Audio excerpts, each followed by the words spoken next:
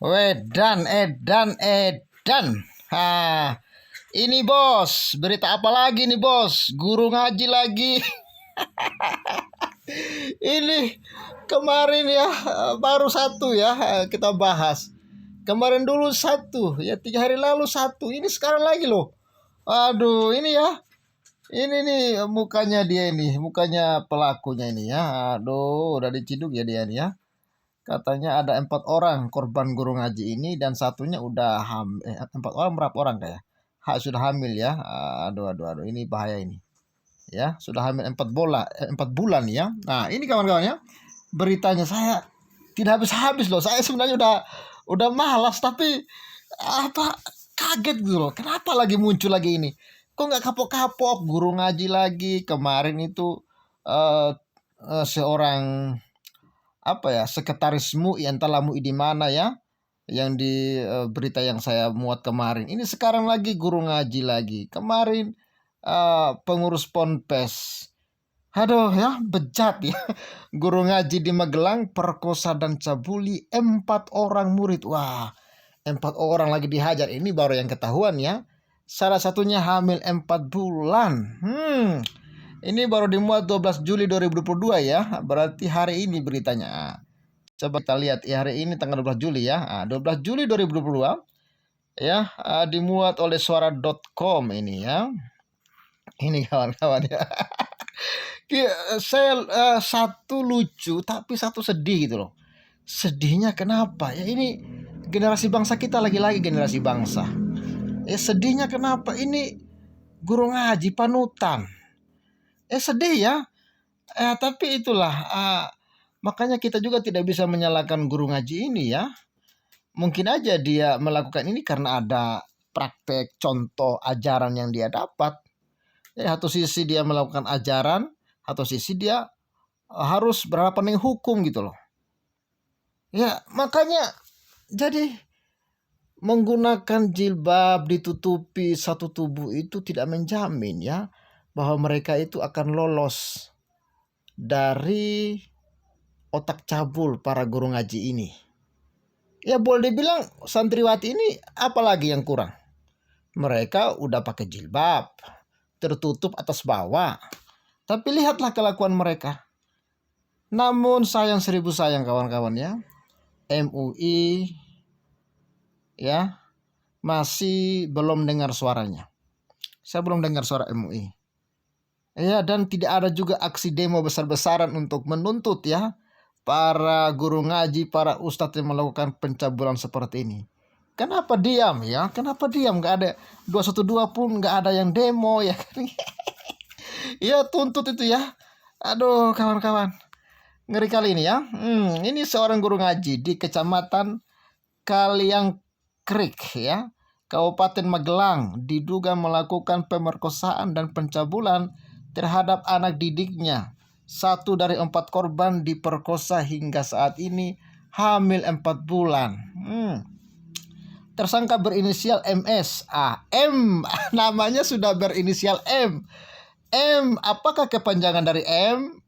Ini bahaya ini ya. Jangan-jangan nama yang sakral itu lagi ini ya. Umurnya 31 tahun ya. Diduga memperkosa 2 orang murid dan mencabuli 2 orang lainnya. Apa sih bedanya memperkosa dengan mencabuli ya? Entahlah, bingung juga saya ini.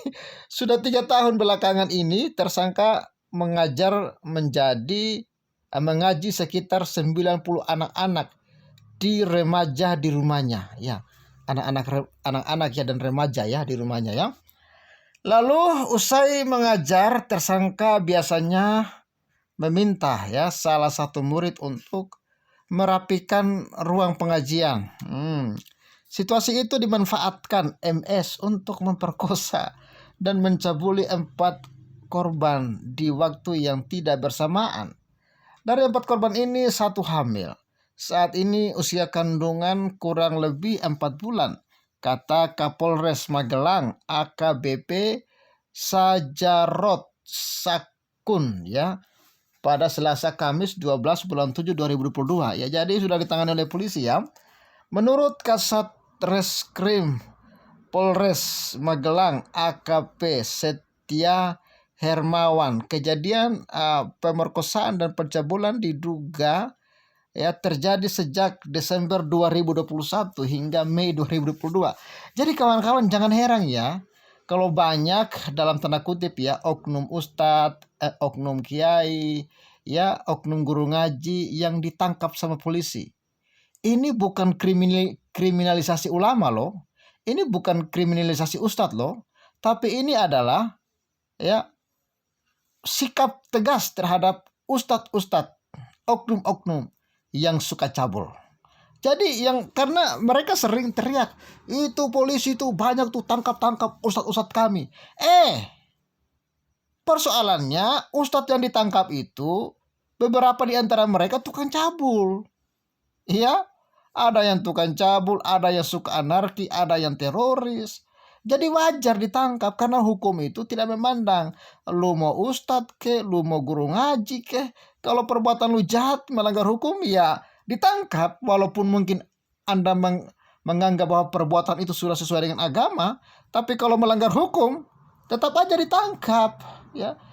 Para teroris mengaku bahwa yang mereka perbuat sesuai dengan syariat, dengan agama, tapi menurut negara Indonesia itu melanggar hukum, ya ditangkap. Gitu loh. Mungkin aja guru ngaji ini menganggap perbuatan mereka tidak bersalah kok. Kami ada contoh kok, kami ada teladan kok. Ya tapi nggak ada alasan di negeri ini perbuatan itu perbuatan yang jahat dan harus ditindak. Gitu ya. Jadi stop ya, teriak-teriak. Ulama kami dikriminalisasi, ustadz kami dikriminalisasi. Ya otak lu pea. Ya, kepada salah satu korban, MS mengaku bisa mengobati masalah psikis ya lagi-lagi ya. Modusnya mengobati psikis. Modusnya salah satu korban yang sampai hamil disampaikan oleh guru ngaji MS bahwa yang bersangkutan korban sedang rusak dan akan diperbaiki, kata AKP Setia Hermawan. Katanya korbannya rusak jadi mau diperbaiki. Dasar otak ya, cabul ya. Kejahatan pemerkosaan dan pencabulan oleh MS. Penasaran siapa sih MS ini? MS. Jangan-jangan nama yang sakral itu lagi ya kawan-kawan ya.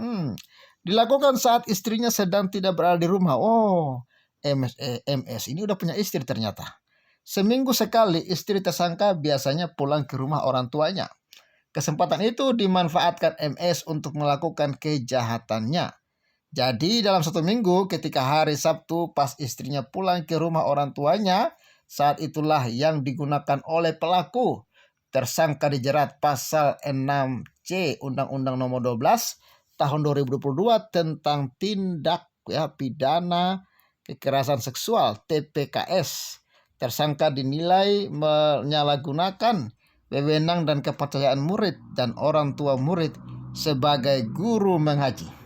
Tersangka dinilai melakukan tipu muslihat atau memanfaatkan kerentanan murid sehingga terjadi persetubuhan atau pemerkosaan atau perbuatan cabul. Tersangka diancam hukuman paling lama 12 tahun penjara atau denda maksimal 300 juta rupiah. Ya, selain dijerat pasal 6C, MS juga diancam pasal 15 ayat 1 Undang-Undang TPKS. Pasal ini mengatur pemberian tambahan sepertiga jumlah hukuman jika tersangka merupakan tenaga kesehatan medis pendidik dan tenaga kependidikan. Jumlah hukuman sebagai tenaga pendidik, tersangka dianggap melanggar tugasnya menjalankan mandat penanganan, perlindungan, dan pemulihan pada peserta didik. Aduh ngeri kawan, ini berita seperti ini kok tiap hari terus kok bangga ya. Mereka ini bangga atau malu sih, gimana sih? Ya kok pada adem ayem ya umat RT 6 itu, channel-channel RT 6 itu ya seperti Homo Channel dan kawan-kawan kok pada diem gitu kan. Ketika si Sarah sama si JT yang belum jelas, belum terbukti kebenarannya, itu mereka bahas berseri-seri, berulang-ulang, tidak putus-putus. Ini loh guru ngaji lo ya kan. oknum ustadz lu, oknum kiai lu nggak berani bahas. Ya kan, itulah kawan-kawan namanya munafikun. Ini ya, aduh, ini komentar netizen lucu-lucu nih. Halal katamu, ya aduh. Guru ngaji kebanyakan cabul ya. Padahal sudah punya agama yang katanya paling banyak aturan ini itu. Biada banget ya. Jadi guru ngaji mantap lah pokok. Aduh, itu kawan-kawan. Ya, itulah yang namanya manusia, pasti ada yang namanya kelemahan dan kekurangan. Hal seperti ini mungkin aja bisa terjadi pada agama manapun ya, kepada siapapun. Ya, tetapi yang menjadi pertanyaannya, ketika ini terjadi berulang-ulang, hampir setiap hari beritanya nongol lagi. Ini baru yang kelihatan, belum lagi yang tidak kelihatan, yang belum terdengar, yang masih diam-diam. Makanya lewat channel ini saya suarakan, siapapun Anda korban pelecehan seksual oleh tokoh-tokoh agama manapun, Anda harus bersuara. Jangan tinggal diam. Jangan Anda menyembunyikan kejahatan. Harus Anda bersuara ya, supaya semuanya terbuka. Dan kasihan ya, anak-anak itu mau belajar, pengen pintar, dididik, malah dihajar sama si bajingan-bajingan ini ya, mengatasnamakan agama dan lain sebagainya.